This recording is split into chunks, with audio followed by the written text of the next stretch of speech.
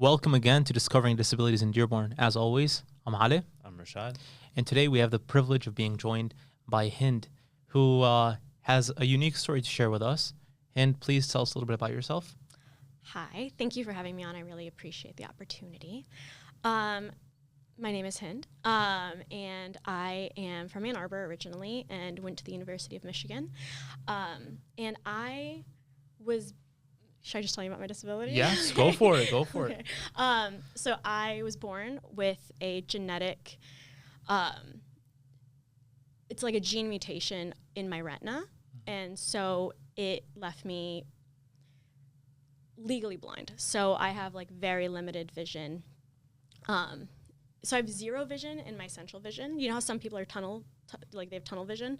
I have the opposite. So like I have like peripheral only and no central vision at all. And so it's been a lifelong disease that I've had. And so I don't miss what I don't know, which is a blessing, I feel like. And I've been able to adapt to it, not knowing what I don't know or not missing it. And so, yeah.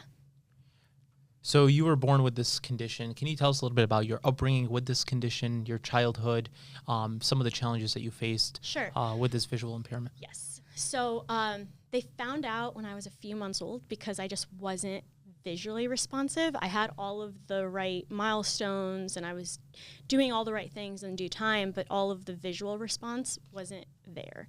So at 1, I actually had a surgery to correct, I used to be cross-eyed, and they were able to correct that through surgery. And since then, because the mutation is in my retina, it's actually not easily corrected.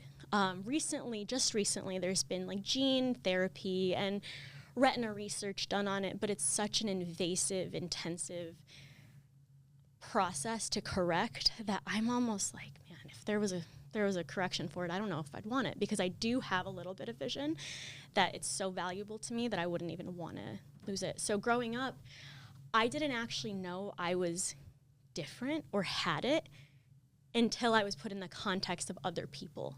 So like me by myself, like 2-3 years old, like none the wiser, living my best life. It wasn't until I was in grade school when I was like compared to other people or learning differently than others or playing differently than others, having a very different experience than others, that I realized that I had something different.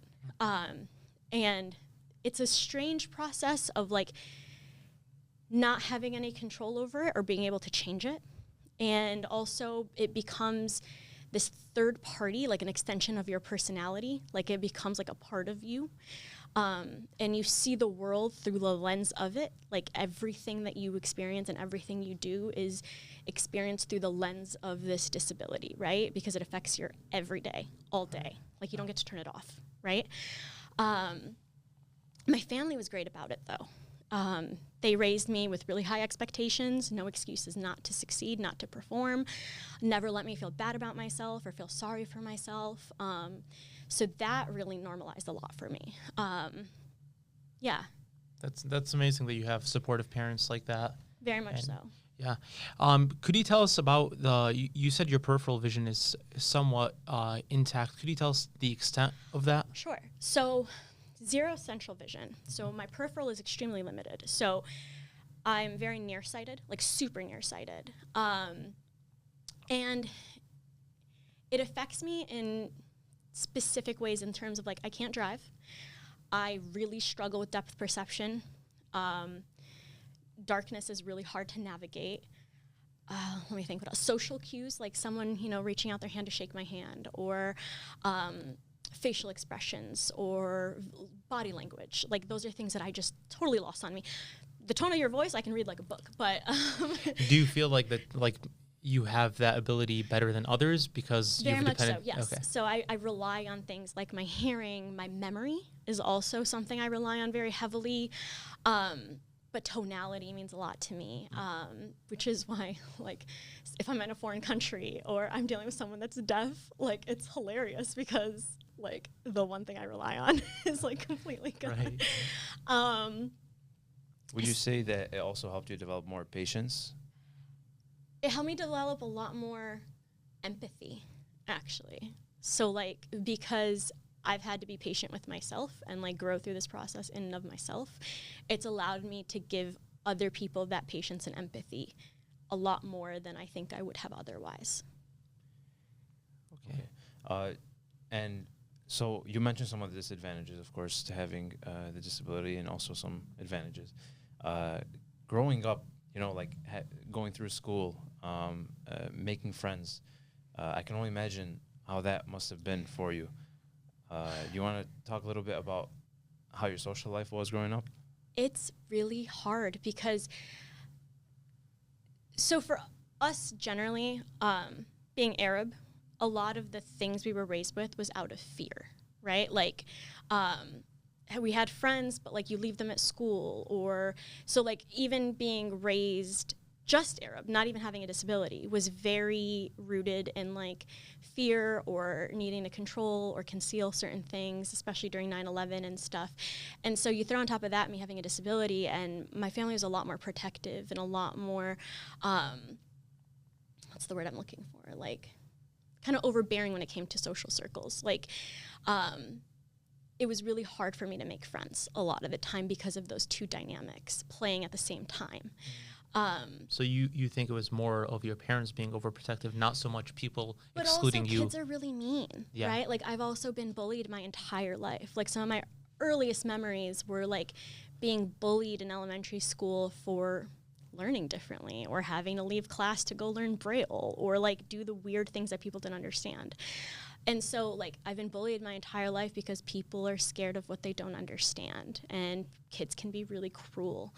And I had a lot of accommodations, and navigating that academically is difficult, but navigating that socially is even harder. That's an excellent point. Yeah, a lot of people get discriminated based on the accommodations, or maybe they feel as if others think that they're at an unfair advantage. Exactly. Yeah. Yeah. So when you say you were taken out of the class to learn Braille and other means of learning, could you elaborate a little bit more on that? Yes.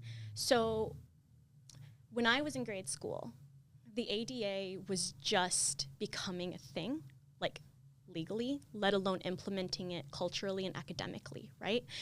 And so a lot of my grade school experience was rooted in trial and error and teaching and advocating and having to understand it myself before I could explain it to others. And so throughout my grade school process, acquiring accommodations was really messy because it was kind of a new concept. And my disability is really tricky because, like, I'm blind medically, but I don't present as blind, right? It's like I don't fit everyone's criteria of what a blind person looks like or performs like. You know, I don't have my white cane, and I don't have my sunglasses on and like fit that like image of what people think of when they think of a blind person. And I think a lot of the time that threw people off because they don't know how to deal with you when you're half blind but half not, but kind of, but sort of, Even right? teachers probably? Even teachers. Yeah. Like, and it was really, really hard because you had to understand it yourself first, which is hard in of itself as a kid, right? And then you have to also teach others, which is a huge burden to bear as a kid. And so I was put in this criteria of like, you are blind, therefore you will get blind accommodations.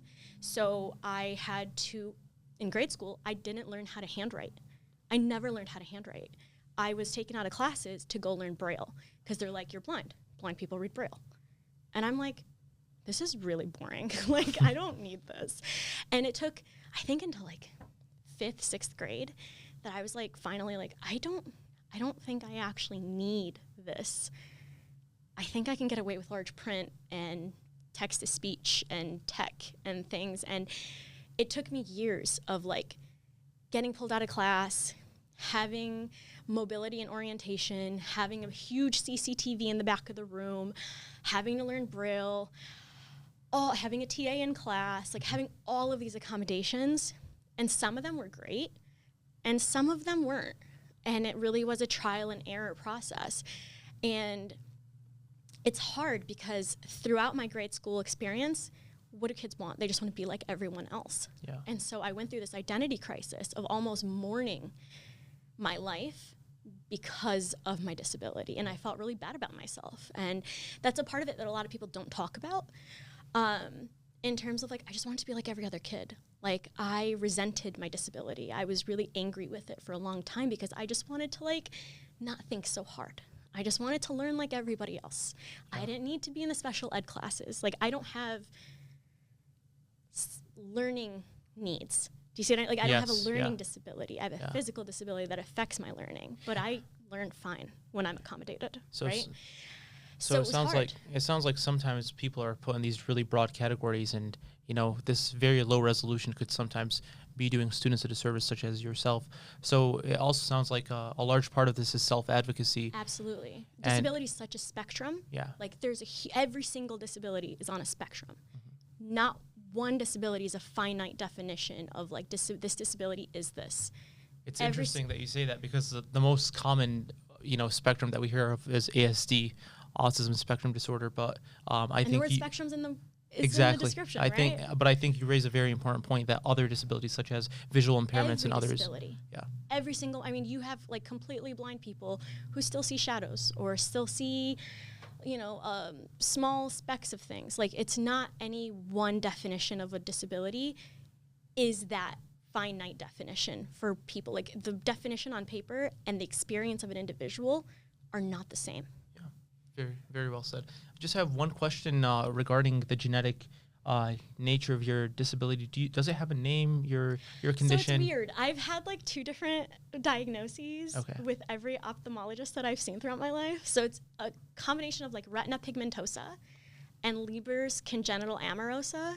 And I fit criterias of both, but neither one perfectly. So that's why I'm saying, like, even when you put a diagnosis on it, it doesn't even have to be like that exact diagnosis. Right. Sometimes that goes a long way in increasing, you know, the knowledge and education around disabilities. Like, your knowledge has grown a lot, it seems like, from, you know, your earlier life until now. And I want to kind of fast forward a little bit to now, you know, in your academic career. Do you feel like your experiences when you were younger kind of translated to you working in diversity, equity, and inclusion? Absolutely. I mean, you will do a better job in a field when you're personally invested. And for me, this is the area that I am the most personally invested and affected by. It's like the success of DEI in society, in culture, in academic senses, in professional environments, that directly relates to becoming a better world for me to experience. So absolutely, yes. And how like, are you planning on taking that with you also to law school? Absolutely. So I did it throughout high school, actually. After I went through that crazy mourning, I shouldn't say the word crazy, but after I went through that mourning process of like feeling bad about myself and wanting to be like everyone else, I had this radical acceptance where I was like, okay, this is where we're at. This is what I have. This is me. And I just owned it. And so starting in high school, I started doing DEI work just within the district. And again, a lot of this stuff was still just starting at the time. Like, DEI wasn't even an acronym then, yet. And so we were teaching identity structure and social identities and the structure of discrimination, right? And so in high school, that was like really revolutionary. Speed forward to college, and I was able to, with one of my really good friends, and she had Crohn's disease, and I'm blind. So I got together with our 2 very different disabilities and our very different accommodation needs, and we started a student group, and it was a mentorship program, and it also helped bridge the gap between students with disabilities and faculty and staff and their responsibility in accommodating them. And it was great. And so now I'm looking forward to like a legal career, and this is my bread and butter. Like, I absolutely want to practice disability advocacy. Like, this is the niche of law that I'd really be honored to practice. 9 years going strong. Yeah. Right, and counting for the organization.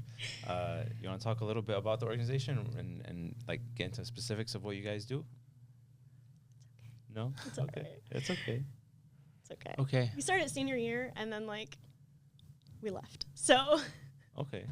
But it's, I find it interesting. I know this is probably off camera, but how such two different disabilities could come together for a unified purpose like that. So I think it's really beautiful. It was cool because she has Crohn's disease and Yeah. she had to leave classes. She had to leave exams to take care of that. Like she Yeah. had really specific needs.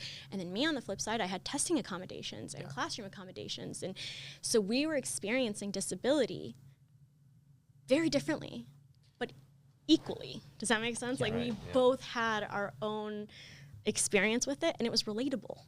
It wasn't the same, but it was relatable.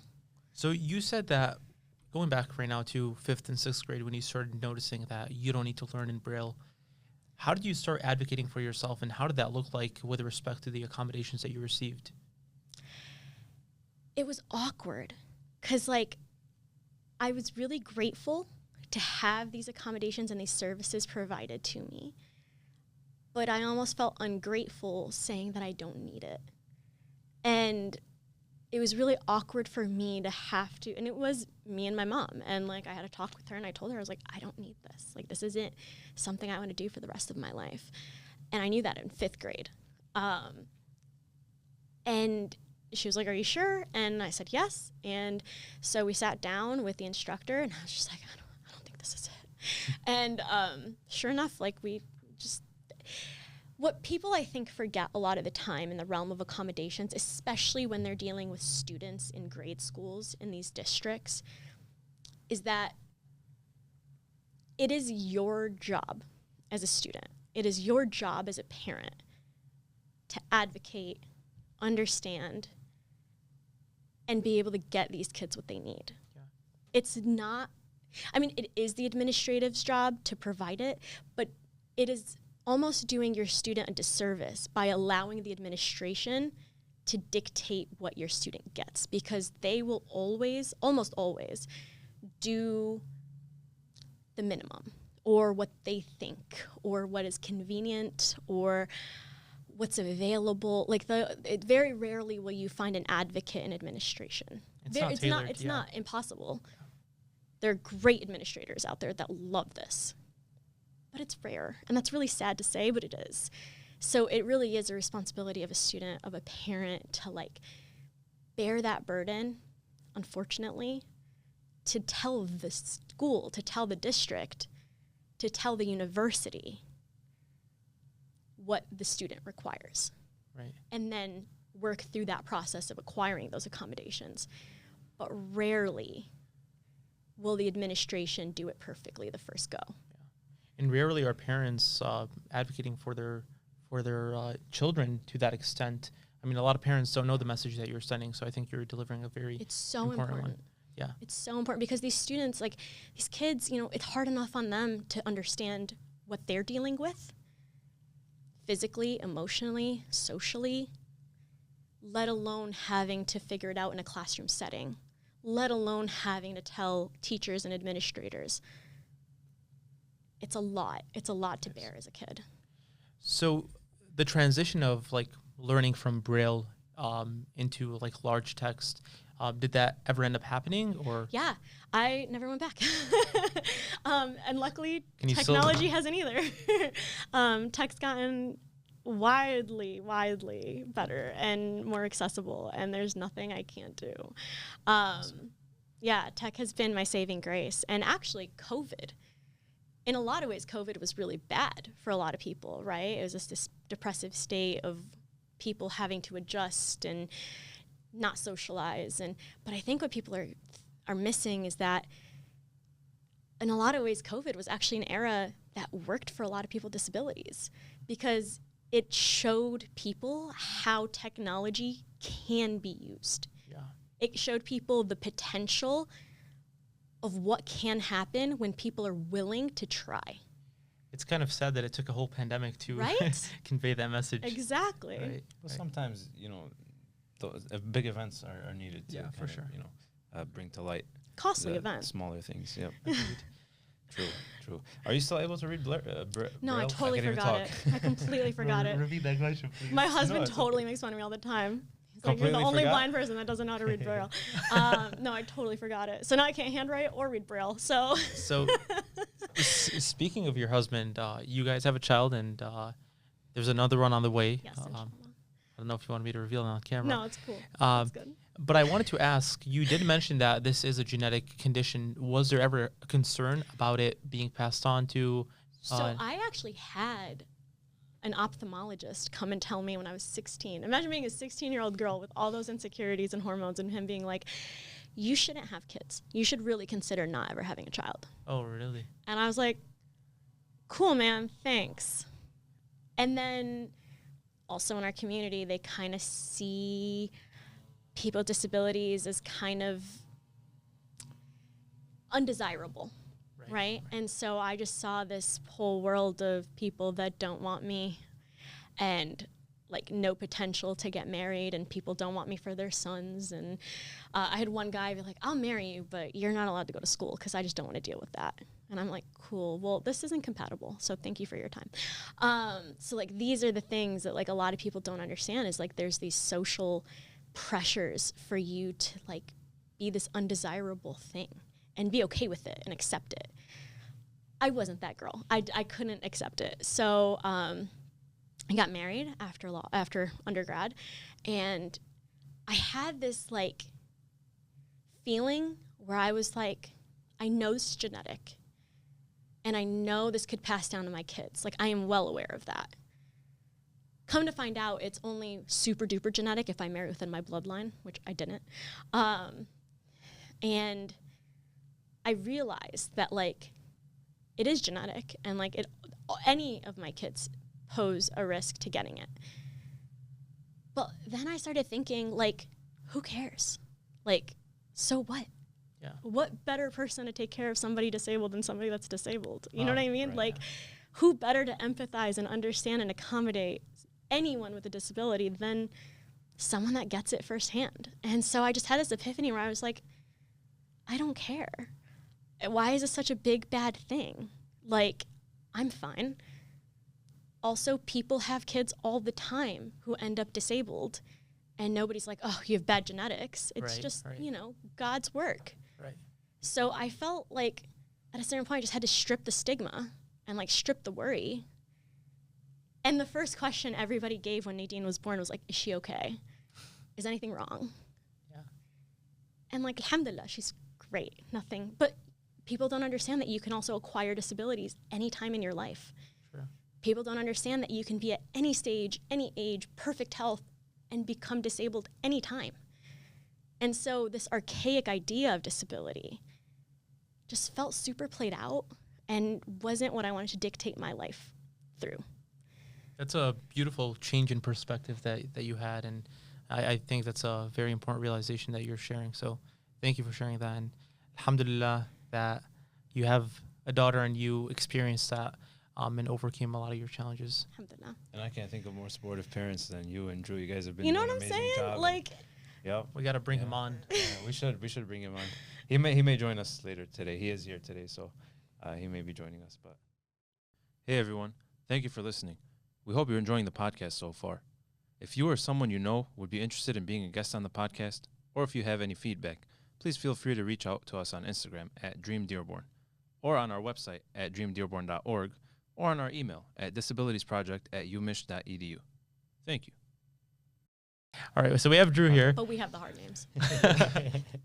Haven't really introduced him, but if you'd like to introduce yourself, we'd love to hear it. Yeah, I'm Drew. I am Hind's husband, and I'm not sure how much introduction you started or continue on with, but we met back at the University of Michigan. We had mutual friends that we learned about, and we were in completely different tracks. I went to the School of Information and studied like UX and UI, and then I completely left that world and went to the Navy, and I spent the last 7 years. And I think I heard you talk about this a little bit earlier, but I spent the last 7 years doing as a submarine officer, and then recently just got out. And so now like I said, Hind's husband and father to Nadine. Those are my roles at the moment. So Submarine officer. yeah, Tell us a little bit about that, if you don't mind. yeah. There's so much and so little to know about it. There's a lot of news right now. There's a lot of news about. So yeah, actually, I just got a text the other day or yesterday. What do you think about this situation? It's a really, really sad and unfortunate situation that unfolded there. But being on submarines and being in that the Navy, but specifically the submarine cohort it's a really unique experience. It's really hard to kind of impress on somebody what all those what the people are like and what the situation's like, what being underway, actually going underwater for months at a time is like. It's really difficult, and it can be isolating, but you're surrounded. We had 140-ish people on our sub. It was about 2 football fields long, 4 stories tall. Underwater. Yeah, underwater. 4 stories underwater. And everyone's just, it was a really, really tight camaraderie. Like, one of my favorite parts about it was that you got to know everybody. Like, a lot of people will work in small companies that, small business is less than 100 people, right? So, 140 people on this vessel, and you got to know everybody, whether you were an officer or you were enlisted. You get to know people's, first, last name. It was very people-based. Very people-based. Who their families were, if they had kids, if they're getting married soon.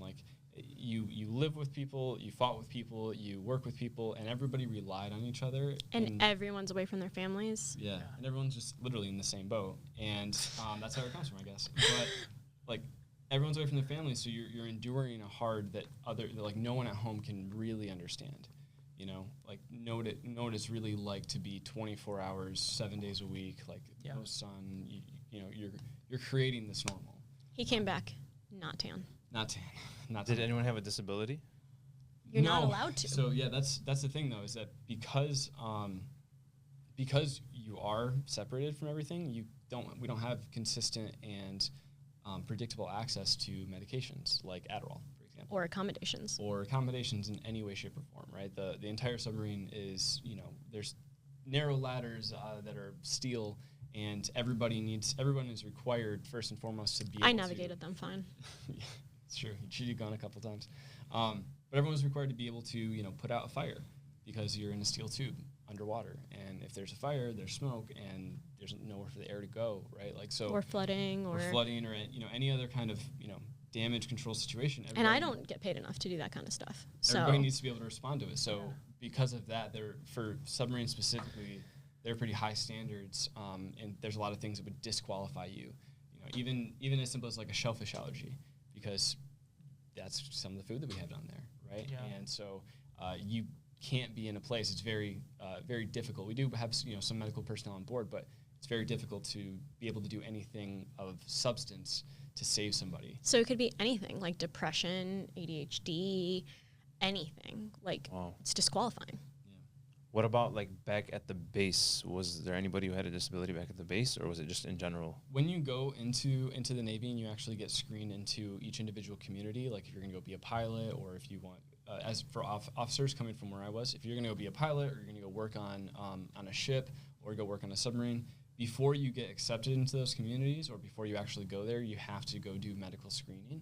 And so at each level, and depending on which community you go into, whether it's medical, or there were chaplains, or there was just administration, or there was people that were actually working on the submarines and whatnot, there are specific requirements. So on the submarine base, I remember specifically thinking about this, even where all of the officers and all the enlisted, where all of us had to park, you had to walk up 3 flights of stairs to go across. And it's a very industrial, really dangerous, really dynamic, ever-changing environment that, you just can't afford to be. What did you think of all of this, Hind? I mean, I felt like a fish out of water because so many puns. I know, it's hilarious. I was going to make a joke with submarine and Navy, Marine, yeah. But, I felt really disconnected because, it had nothing to do with me. I didn't grow up, admiring the military or, being I want to marry. Me. Yeah. So, I didn't have this, romanticized idea of it. So it took a long time for me to, learn enough, educate myself enough to, actually be supportive and, be there through it all and marry into it, and not just marry into it, but embrace it and make it a part of my life and sacrifice for it. And so it took a lot out of me, but it was also awkward because I'm sitting here in this environment of people who are physically perfect. I mean, they have been vetted, right? Physically perfect, right? first line of defense. And then I'm just like not. Like, I'm just not physically perfect. So the contrast for me was stark.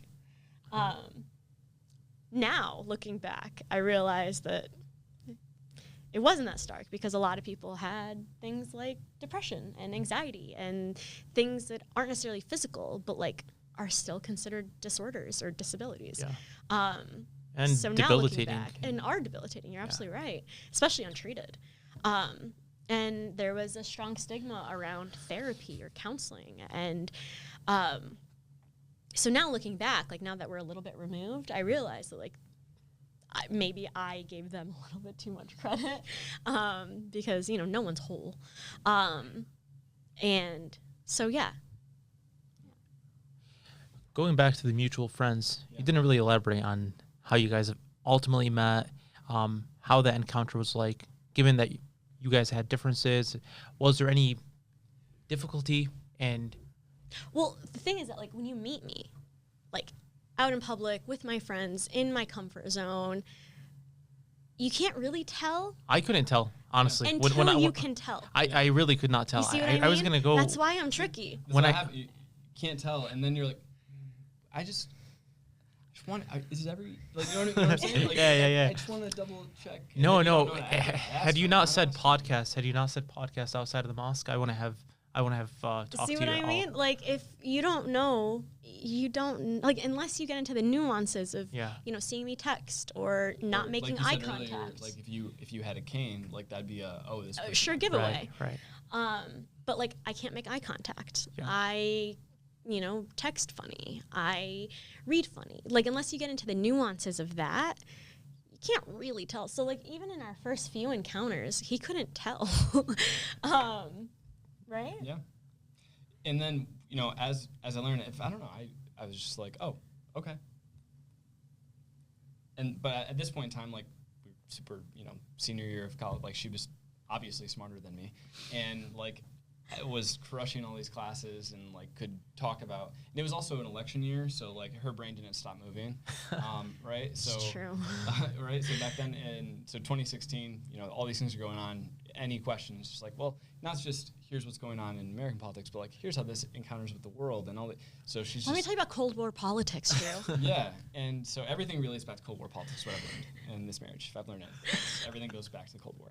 And colonization. And colonization, yes, and imperialism. Don't forget about imperialism. But it never really bothered. I mean, it didn't bother me. It didn't affect me. It wasn't like again we met on campus. We didn't deal with anything like driving. The funny thing is that like the fact I was Arab scared him more than the fact I was blind. I wouldn't say scared. Worried. Concerned. Concerned. Well, just knew. I had never dated somebody. He's like, you're tan. Well, that was my thing. I'm racially ambiguous. And so and my family, she's like, I don't know. My family met him and they were like, you know what? He's Lebanese passing. Yeah. We'll just You are Lebanese passing. Right? I'm not gonna lie. We'll just tell everybody. That he's Mexican Lebanese passing. and Ra'ali al-Arabi zaman. And like, just run it. I'm quarter Mexican, and then I just keep my mouth shut when I go to the masjid, and it's okay. That's Okay. Alhamdulillah. Alhamdulillah, you seem pretty good too. good enough. Yeah. You guys ever go back to where you met, just for old time's sake? I mean, the thing is that like we actually we're talking to some friends about this the other day.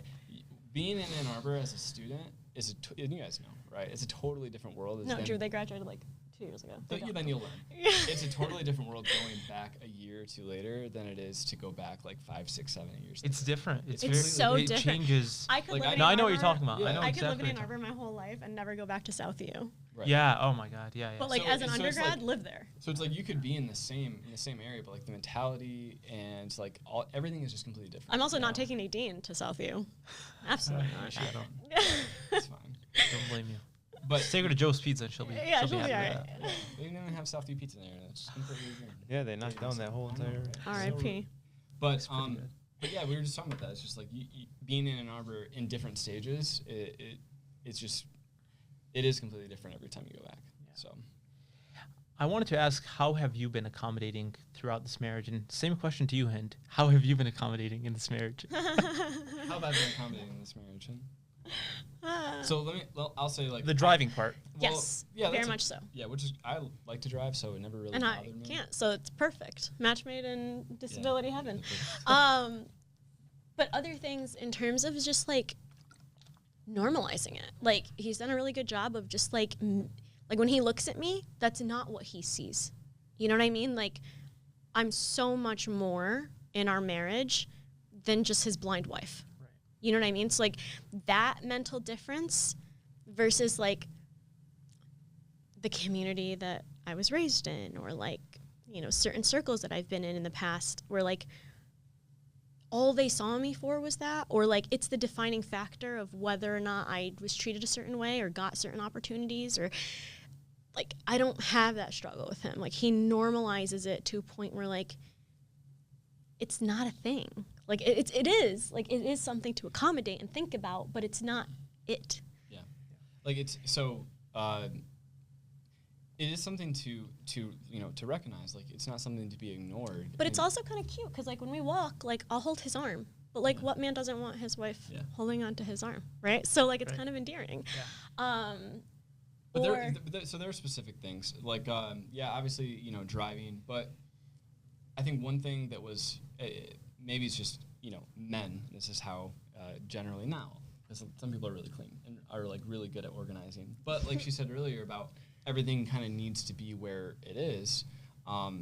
That was difficult for me because me and I don't know if you guys like talked about this earlier, but like I recently found out that I was diagnosed with ADD and like inattentive type ADD, and with that, it's really natural for me. Like I don't mean to, but it's really natural for me to just kind of allow things to get cluttered because I can find them. I don't have to think about where did I put my water bottle, or did I make sure we just closed the door on his office. Or did I make sure that that the cap is on? I don't have to think about honestly that. our disabilities completely clash. Yeah, they work together Like real well. they don't at all. Like I need verbal communication and like verbal everything, right? Because that's what I rely on. And Drew's a lot more like unattentive or nonverbal, or not unattentive. That's not fair, but like a lot more nonverbal in his communication, right? And that doesn't make sense. Or like I'm very OCD and like very particular, type A. If I don't plan ahead in my life, nothing happens. If I don't think of every what if, nothing happens. Like it takes a lot of intentionality in my life to accomplish the things that I need to accomplish. It takes a lot of foresight and thinking of dynamics and people and things and details and all of the things, right? I clearly have anxiety. He's not. He's like, we'll do it live. We'll figure it out. And I'm like, what are you That's talking always about? been great for me. Like that's been fine, right? But when there are things that like need to be accounted for, that's something that's kind of built up and become a lot more natural, you know, in our relationship. I will say with Nadine and having kids, it's been great because for me in public, especially, I need to be so aware of my own surroundings that somehow having a toddler on top of that, with the unpredictable nature of having kids, it almost feels like I'm doing the kid a disservice.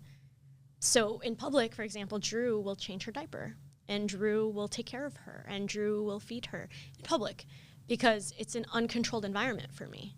But when we're at home, it's 50-50, and because it's my controlled environment. But when we're out in public, like I need to be careful where I walk, let alone keeping her safe. Like I need to keep myself safe, and it's hard to keep her safe as well, especially because like she's a toddler, like she's not a baby. It was easier when she was a baby, but now she's autonomous and her own person and wants to run and wants to do what she wants to do, and I can't visually accommodate that all the time. So it helps me to have him because he picks up that slack in our marriage. Like we're out in public, he takes care of Nadine. Hey everyone, thank you for listening. We hope you're enjoying the podcast so far.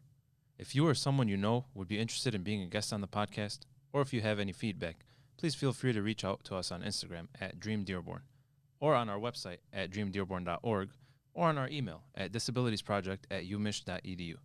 Thank you. So you said you're very nearsighted. Yes. I kind of want to understand that a little bit more. Okay, so maybe you can help me explain it, because you know you live with me. I do, yeah.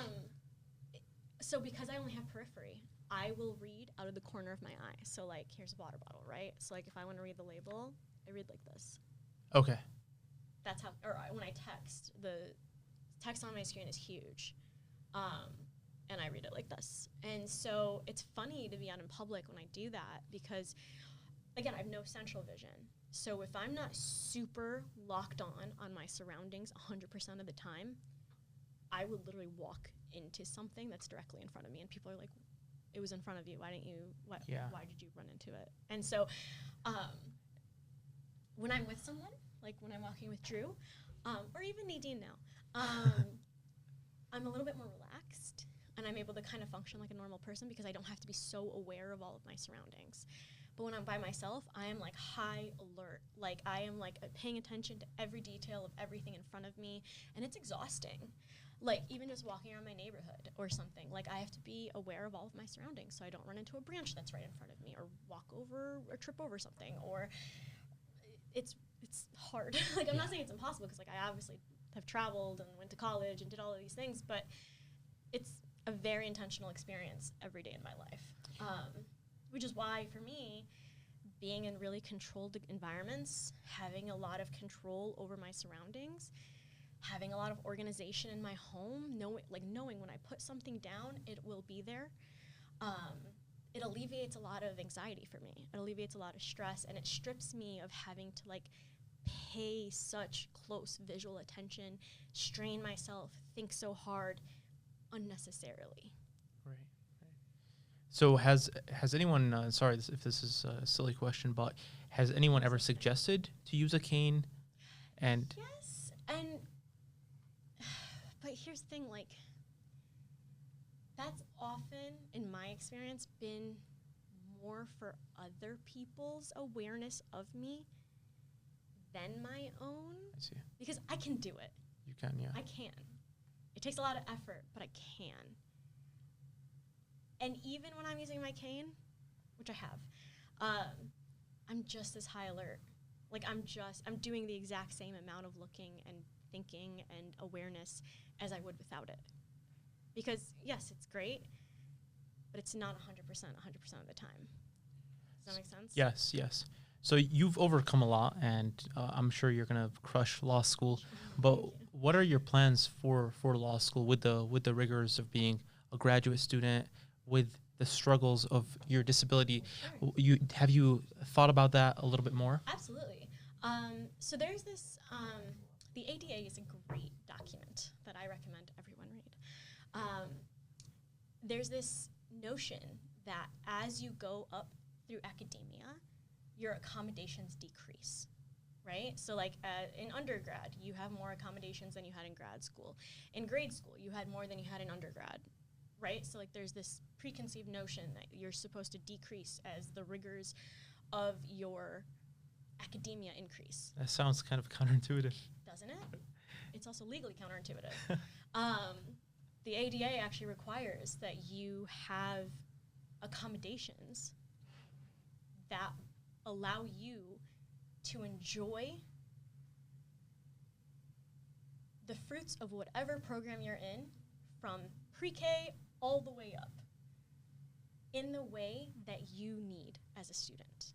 And accommodations that require that are required. Is that a good way to explain it? Yeah.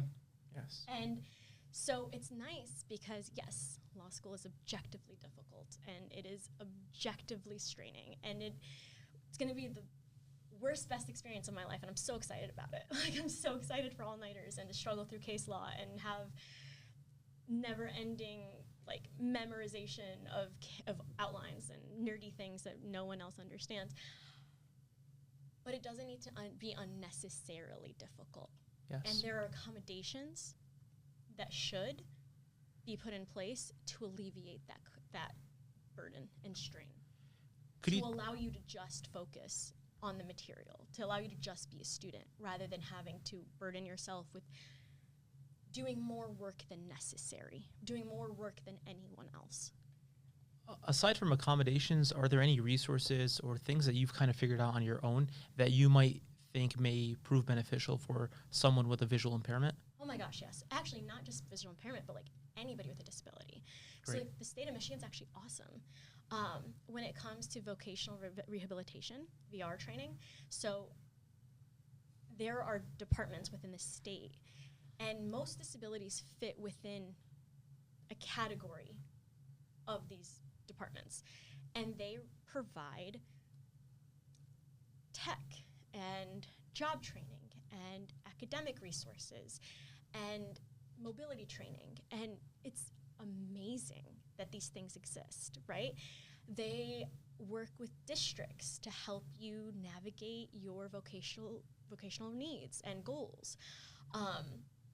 It is honestly the reason I've been able to get where I am academically because of their support. Also, in the grade school realm, I know a lot of schools are underfunded or underrepresented in terms of special ed and resources thereof. Go to other schools. Like, reach out to other schools and ask them for resources. Go to different districts. Go to the superintendent. Go to the school board. Like, push. Because no one's going to get you what you need the way you can get you what you need. But no one's going to give it to you without you working for it or trying. There's also great places like Disability Rights Michigan, which work with a variety of different disabilities, and any experience of injustice or discrimination that they face in any way. And they advocate for them. And I've used them personally just to navigate different discriminatory experiences that I've had. And it's amazing. Like, it's amazing that that even exists. There's also, like, within a lot of districts, parapros and teaching assistants. And, like, I had one in high school who actually taught me a lot. Like, taught me how to organize, taught me how to use technology, taught me how to be a little bit more confident in my disability. And, like, those are things that, like, actually change a kid's life. And so knowing that these things exist is half the battle. But they exist. You just gotta push a little bit. You guys heard it. Tons of valuable resources. If you'd like more information, please feel free to reach out to ourselves as well as Hind. And when you learn more about these resources, please also pass them on to others who may need them. Okay, I just want to take the conversation back to accommodations real quick. We were talking about law school and whether you may have or may not have accommodations during law school, but are you worried at all about being able to land a job after law school, maybe being accommodated if you do get a job after law school? That is a really good question. And I've given it a little bit of thought. And objectively, yeah, it is a concern because while policies and legislation and case law are starting to evolve and technology and all of the good things are starting to evolve and be edited and be more inclusive and open-minded, culture hasn't caught up as quickly.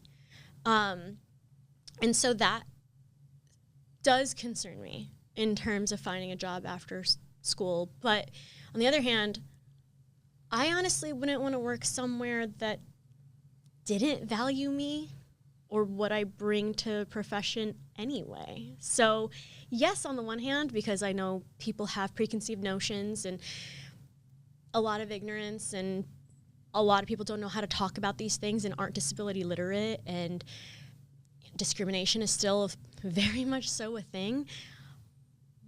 But I'm also honing in on this particular work. So disability advocacy is kind of the law that I want to practice after school.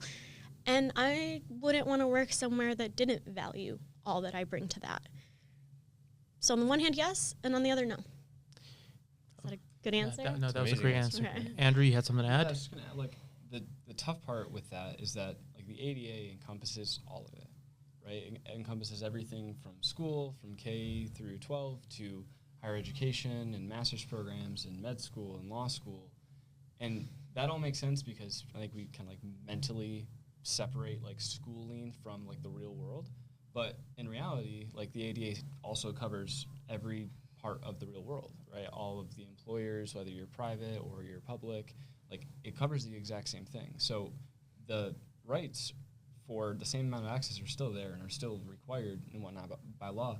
But the problem with implementing those is that everything is so individualized that the individual company and the individual school, like they all require that culture shift piece by piece. It might be slow. it might be like a blanket legislation that's meant to empower each individual, but each company still needs to take it on. One, recognize that it's still their like legal requirement to adhere to, but also there's a difference between, you know, like something being legally okay and something being obviously okay.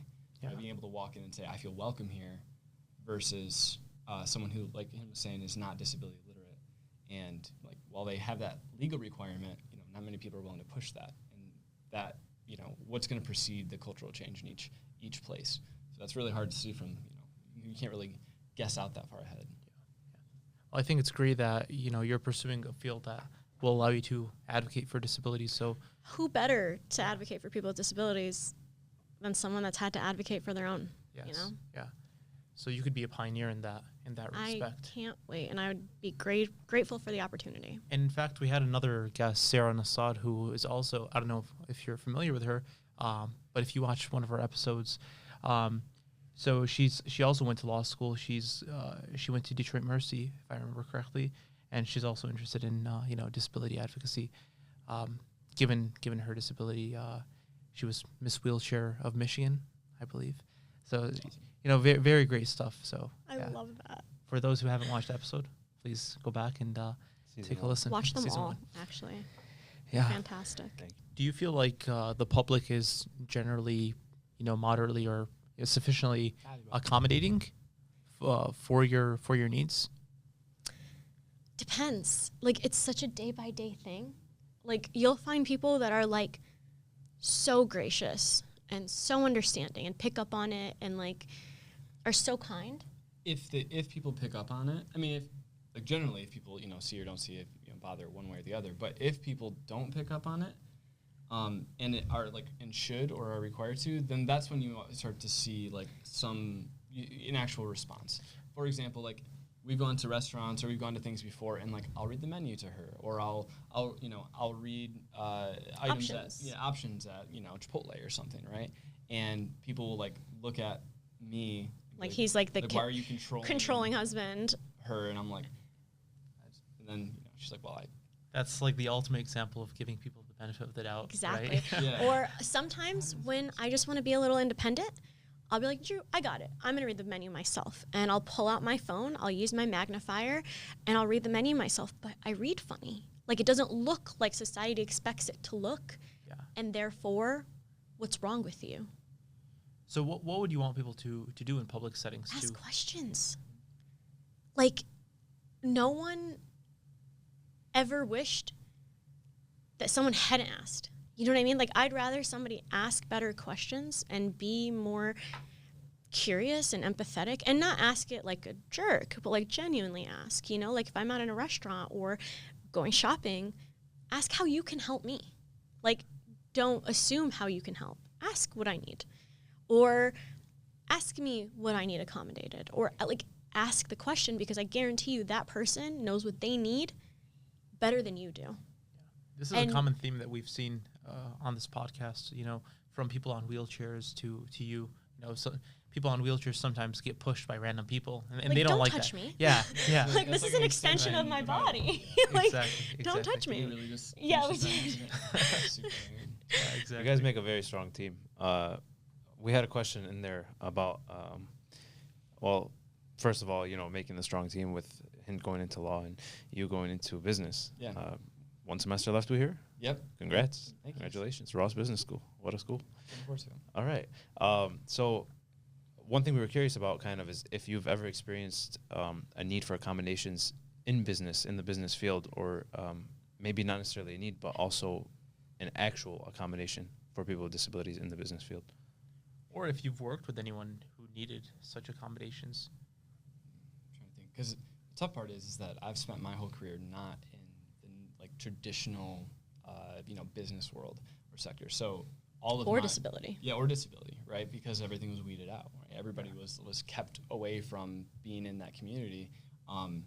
And any hidden disabilities like ADD, for example, right, or anxiety or depression, or those things are just kind of like tucked away for people until the people get out of the Navy, right? As long as you can do the job, that's okay. And that being said, there were a lot of people that did receive help. They just couldn't receive like medical help or couldn't receive medicinal help. You know what I mean? So I haven't experienced in the actual, like workforce yet. But there is obviously like a rising tide of people being aware of it and being aware that like you might have, there might be that people might have disabilities that are visible and some people might have disabilities that are hidden and you don't know. Like kind of goes back to the like don't assume. You don't know what it is that people are dealing with. You don't know what it is that somebody might need. But you also can't, especially as somebody who's going to be in like a leadership position, like you can't shy away from being somebody that somebody can come to. So like, hey, I actually need accommodations for X, Y, and Z. And what that looks like, I don't have personal experience with yet. But that is something that like I'm looking forward to being able to be somebody that I can, be that sounding board for and that I can help advocate for within my company, wherever I end up going, and hopefully, for people that either work for me or that I work with, like to help normalize that. I think that's just more important. It's definitely easier for you to identify those situations now, and go about helping people with disabilities and kind of making a more collaborative environment because you've learned so much in your relationship with Hind, and I'm sure you're very grateful for that, and it's it definitely contributes to advocacy and teaching the community more. So allyhood. Yeah, I mean, I didn't know that I had ADD until, like I said, until I was 27 when I was diagnosed, and that would have been real nice to know. I think I've been dealing with symptoms of his ADD. Yeah, I've heard that a lot, honestly, with people with ADD, ADHD, because they find out too late in life and they struggle throughout college and in the workforce. So, no, that's an excellent point. Yeah, it was something that like it's all on a spectrum. Like every disability, it's always on a spectrum, and especially with ADD, with ADHD. And I say ADD because like I was actually diagnosed with ADD. Mm-hmm. Like there's the ADD and then ADHD is the hyperactivity part. Yeah. I don't have as much of the hyperactivity part. Yeah. It kind of manifests itself as hyperactivity when you're younger for a lot of people, and then as you get older, you're able to like sit in your chair more, right, and wait your turn. And things that don't come across as hyperactivity. Nadine is doing fine. Yeah, she's doing all right. We've mentioned Nadine a lot. Why don't we bring her on? Nadine, Baba, you want to come here real quick? Please? Can you give it the phone? All right, well, when you're ready. We'll bring her over in a minute. But what was I saying? You were talking about the ADD and then how it becomes controlled as you get older. There's a lot of, when you have a lot of structure, it makes things a lot easier. So when you are kind of absent of that structure, for example, when I was working from home during COVID, and you didn't have that same structure, and I didn't have that same structure, I can't speak for anyone else, but I didn't have that same structure of going to work every day and dealing with the same kind of, like, at 7:30, we start this, and that goes for 2 hours, and then 1 hour here. Or not in school anymore, not with sports anymore. That allowed me to see the symptoms of ADD in a negative light. He came home one day and he's like, I was diagnosed with ADD. And I'm like, no kidding. And my whole world makes sense. The whole world makes sense. Even after I was diagnosed, I still couldn't receive any medical treatment, right? Because I was still in the Navy. And the day he got out of the Navy. Yeah. Then I could start. He got his prescription and never looked back. Yeah. I think it's amazing to, highlight disabilities in this light as something that could be addressed and something that people benefit from rather than something swept under the rug and become all the more debilitating. I call it my superpower. Right. Like it keeps me out of trouble. Like I can't see people's reactions or like their shade when they throw it. Like I can't see that. Like I can't see people's reactions or responses to like what I say or how I say it. So it's kind of like, or if somebody's looking at me funny, I can't see them looking at me. So it's almost like this weird like shield that allows me to be emotionally protected because I don't have to deal with that or be insecure about that because I can't see it anyway. Yeah. You saw the episode with the scholar that we had, and he mentioned the story about the blind man and the prophet. I think it was Prophet Jesus, peace be upon him, who bumped into him and said, "I'm blessed." Yes, exactly. Yeah. So that kind of just reminded me of of that. It's true. I mean, does it suck a lot? Yes. Is it going anywhere? No. It has some good, it's protected me from a lot of things. I don't know. I mean, as of yesterday, I was at the doctor's office and I was filling out a form. I was literally just signing my signature on a form. And the girl behind the counter goes, "Is she okay?" And I'm like, she asked Drew if I was okay. And I'm like, you can ask me if I'm okay. Yeah. Also, yeah, this is how I write. So or we were out to dinner the other day and this guy was like, I had my magnifier out and I was reading the menu, and I'm talking about within the last month, these things have happened, right? He goes, he just made fun of me, blatantly made fun of me. He's like, "Oh, what is she reading like this for?" And and I was just like, okay. And in those moments, I feel really bad because my guard was down. I was just signing my signature. I was just reading a menu. I wasn't thinking about being blind. I was just being blind. You know what I mean? There's a difference between having to be fully aware of my surroundings and aware of everyone around me and there are times where just signing a paper or just reading a menu, just simple things that people take for granted all the time that I get ridiculed for. That sucks. But on the other hand, again, I don't have to see people's bad looks or body language or how they respond to what I say. What I say is just what I say, and that there's a little bit of power in that, you know? Yeah, no, I think if there's anyone to feel bad for, it's those people and their behavior. Again, ask better questions. Right. I think this is a good transition point to our dream segment. Unless any of you guys have anything else to say. Got any other questions? Nadine, do you want to introduce yourself? Hi, Nadine. You want to say hi? Hi. You say and then Nadine? What is she watching or playing? Something about Legos at the moment. This is how we've been able to keep her quiet through this entire thing. And she's been doing great. Yep. Digital Legos.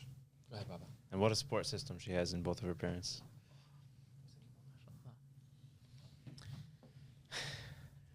Yeah, so dream segment. Hi. Hi, Nadine. She's giving her. You want to give me the phone?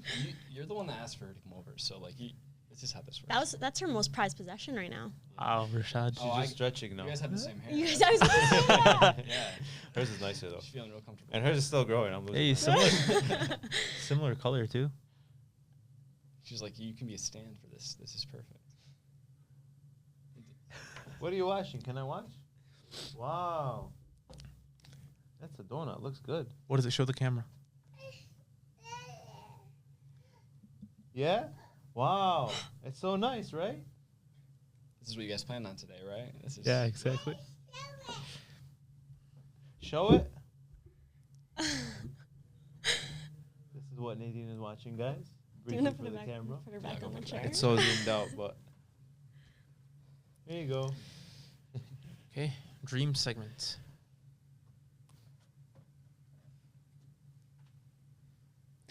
All right, so we have a dream segment at the end of every podcast episode. I'm sure you're familiar with it. Basically, we ask the question of what is your dream? It could be your dream related to anything, disabilities, non-disabilities, family, friends, career, whatever, anything. It's a tough question, I know. Feel free to take your time, and feel free to both answer as well. And you can definitely have very different dreams, but we'd love to hear them. No, you go first. Okay. She knows hers. I do know mine.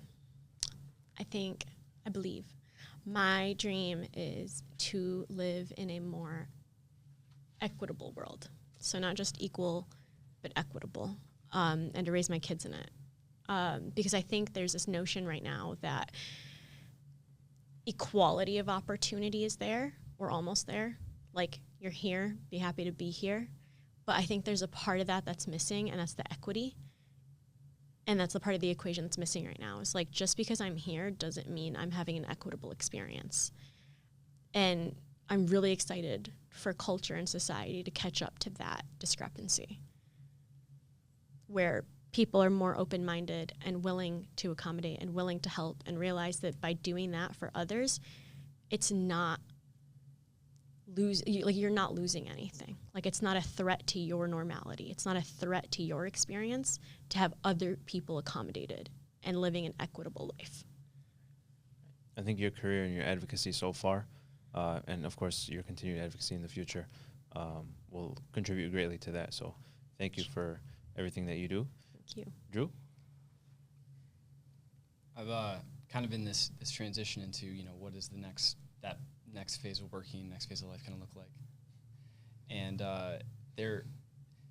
so going into business, one of the things that I really value is I really love when I see people who have gone into business, started businesses, utilize entrepreneurship, utilize business to, to build up the resources to help more people. And I don't remember who it was. Maybe it was Jim Rohn, or I can't remember. Said, you can get everything that you want in life when you help enough other people get everything that they want in life. And I really do think that you have to level up in order to help other people level up. And in order to make impacts in whatever way that you want to, you need to be able to do that. Either be part of organizations that do it or do it yourself. And so while I don't know exactly what that looks like what world that exactly looks like, I know that for me, I love learning, and I want to just continue to be a student of that in the same way that I've learned so much about advocacy and I'm learning so much from Hind. I want to learn how to be a better father, right, to Nadine, and just to see her in the world that she's going into. So for me right now, my dream is to just continue on that trend and kind of figure out what the best way to create that world is.